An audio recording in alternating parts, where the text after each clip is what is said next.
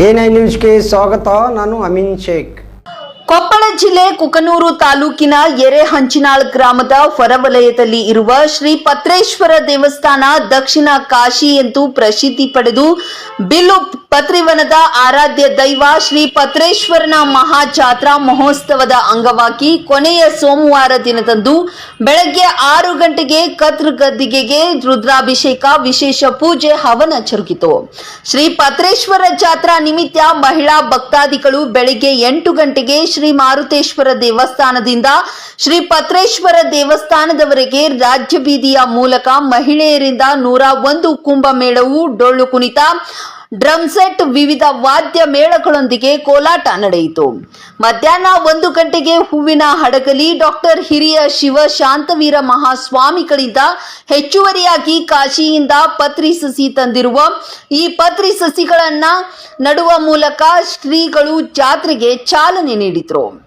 ಮಧ್ಯಾಹ್ನ 1:30 ಗಂಟೆಗೆ ಜಾತ್ರೆಗೆ ಬಂದ ಭಕ್ತರಿಗೆ ಅನ್ನ ಸಂತರ್ಪಣೆ ಪ್ರಸಾದ ಏರ್ಪಡಿಸಲಾಗಿತ್ತು. ಸಂಜೆ 5:30ಕ್ಕೆ ಸಹಸ್ರಾರು ಭಕ್ತರ ಮಧ್ಯೆ ಹೂವಿನ ಹಡಗಲಿ ಡಾಕ್ಟರ್ ಹಿರಿಯ ಶಿವಶಾಂತವೀರ ಮಹಾಸ್ವಾಮಿಗಳಿಂದ ಮಹಾರಥೋತ್ಸವವು ಅತ್ಯಂತ ಸಡಗರ ಸಂಭ್ರಮದಿಂದ ಜರುಗಿತು.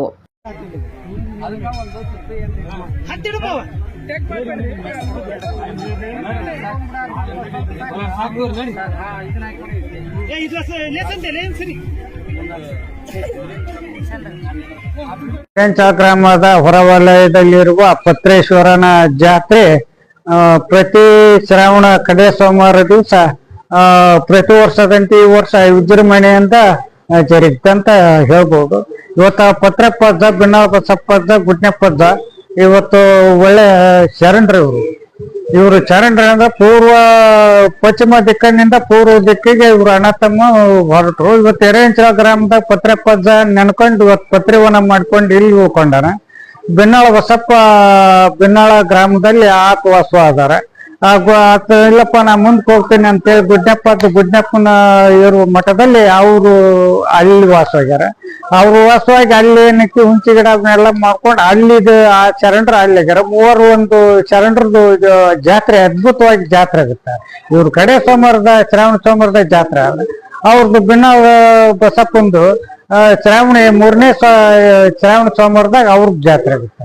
ಅದು ಮೂರು ಜಾತ್ರೆ ಏನದ ಅದ್ದೂರಿಯಾಗಿ ನಡೀತೈತಿ. ಹೆಚ್ಚಿನ ಭಕ್ತಾದಿಗಳು ಇದಕ್ಕೆ ಹೆಚ್ಚಿನ ಒತ್ತು ಕೊಟ್ಟು ಈ ಭಾಗದ ಜನರು ಜಾತ್ರೆ ಅದ್ದೂರಿಯಾಗಿ ಜಾತ್ರೆನ ಇವತ್ತು ನಿರ್ವಹಿಸ್ತಾರೆ. ಈ ಪತ್ರಿ ವನ ಇರೋದ್ರಿಂದ ಇಲ್ಲಿ ಎರೆಹಂಚಿನಾಳ್ ಗ್ರಾಮದ ವಿಶೇಷ ಪತ್ರಿ, ಬಿಲ್ ಪತ್ರಿ ಅಂದ್ರೆ ಕಾಶಿ ಪತ್ರಿ ಇಲ್ಲಿ ಸಿಗುತ್ತ.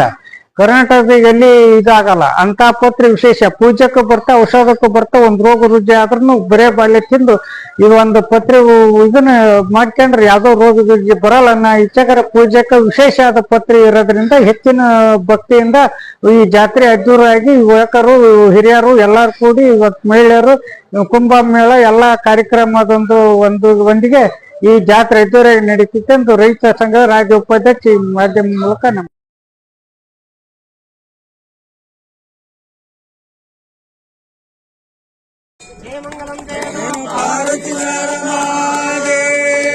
सिद्धेश्वर महाराज को जय मंगलम जय।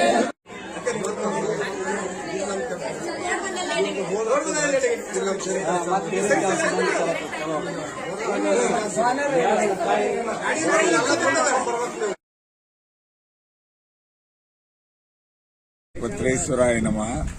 ಪ್ರತಿ ವರ್ಷದಂತೆ ಈ ವರ್ಷವೂ ನಮ್ಮ ಎರೆಹಂಚಿನಾಳ್ ಗ್ರಾಮದಲ್ಲಿ ಕಡೆಯ ಸೋಮವಾರ, ಶ್ರಾವಣ ಸೋಮವಾರ ದಿವಸ ಪತ್ರಪ್ಪನ ಒಂದು ಜಾತ್ರೆಯನ್ನು ಅದ್ದೂರವಾಗಿ ನಡೆಸಲಾಗುತ್ತೆ. ಈ ವರ್ಷವೂ ಸಹ ಅದೇ ರೀತಿ ಪಕ್ಕದ ಸುತ್ತಮುತ್ತಲಿನ ಹಳ್ಳಿಗಳಿಂದ ಜನರು ಬಂದು ಪತ್ರೇಶ್ವರ ಗದ್ದಿಗೆಗೆ ತಮ್ಮ ಕಾಯಿ ಕರ್ಪೂರ ನೈವೇದ್ಯವನ್ನು ಮಾಡಿಸಿಕೊಂಡು ಪ್ರಸಾದ ಸ್ವೀಕರಿಸಿಕೊಂಡು ಪುನೀತರಾಗಿದ್ದಾರೆ. ಈ ಪತ್ರಿವನದ ಮಾತು ಏನಂದ್ರೆ ಇಲ್ಲಿರ್ತಕ್ಕಂಥ ಪತ್ರಿ ಒಂದು ದಿವ್ಯೌಷಧ.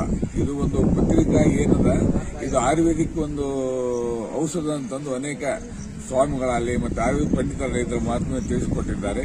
ಅನೇಕರು ಈ ಪತ್ರಿ ಸಸಿಯನ್ನು ಅನೇಕ ಮಠಮಾನ್ಯಗಳು ಪತ್ರಿ ಸಸಿಗಳನ್ನು ತಮ್ಮ ಮಠಗಳಲ್ಲಿ ಅಥವಾ ತಮ್ಮ ಹೊಲಗದ್ದೆ ಹಚ್ಚಿದ್ರು ಸಹ ಈ ಪತ್ರಿ ಸಸ್ಯವು ಬೆಳೆಯುವುದಿಲ್ಲ. ಯಾಕಂದರೆ ನಮ್ಮ ಈ ಪತ್ರಿ ಮಹಾತ್ಮನೇ ಆಗಿದೆ. ಆದ್ದರಿಂದ ನಾವು ಈ ಪತ್ರಿವನದ ಭಾರಿ ಉಪಯೋಗವನ್ನು ಅನೇಕರು ಪಡೆದದ್ದು. ಆದ್ದರಿಂದ ಅನೇಕ ಆಯುರ್ವೇದ ಪಂಡಿತರು ಇದರ ಬಗ್ಗೆ ಹೇಳುತ್ತಾರೆ. ಈ ಒಂದು ಜಾತ್ರೆಯು ಭಕ್ತರಿಂದ ಯಶಸ್ವಿಯಾಗಿ ಈ ವರ್ಷ ಅತಿ ವಿಜೃಂಭಣೆ ನಡೆಯುತ್ತಂದು ಹೇಳಲು ನನಗೆ ಸಂತೋಷವೆನಿಸುತ್ತದೆ. ತಮ್ಮ ಹೆಸರೇನ್ರಿ? ಸಿದ್ದಪ್ಪ ಕರ್ಮಡಿ. ಪತ್ರಿ ಬಸವೇಶ್ವರ ಒಂದು ವಿಶೇಷ ಏನಪ್ಪ ಅಂದ್ರ ಇವರು 3 ಶರಣರು. ಒಬ್ರು ಪತ್ರೇಶ್ವರ, ಒಬ್ರು ಬಸವೇಶ್ವರ, ಒಬ್ರು ಗುದ್ನೇಶ್ವರ. ಪತ್ರೇಶ್ವರನ ಇಲ್ಲಿ ಅವರು ನೀನು ಇಲ್ಲಿ ಧ್ಯಾನ ಮಾಡಪ್ಪ ಅಂತಂದು ಮುಂದೆ ಬಸವೇಶ್ವರರು ಬೆನ್ನಾಳಗ್ ಹೋಗಿ ಅಲ್ಲಿ ಅವರು ಕುರುವಾಗಿ ಅವ್ರು ಅಲ್ಲೇ ಬೆಳೆದ್ರು.